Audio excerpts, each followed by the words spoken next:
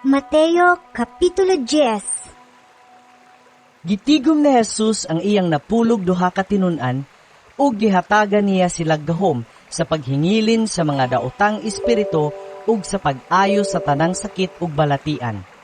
Mao kini ang mga ngalan sa napulog duha ka apostoles. Una si Simon nga ginganlag Pedro ug ang iyang igsuon nga si Andres.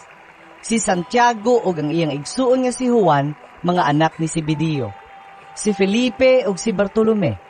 Si Tomas ug si Mateo ang kobrador sa buhis. Si Santiago ang anak ni Alfeo ug si Tadeo.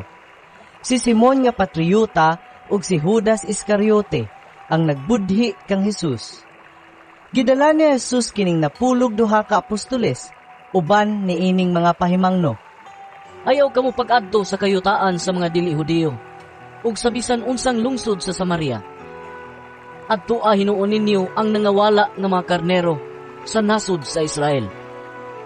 Lakaw kamo og isangyaw nga nagsugod na paghari ang Dios.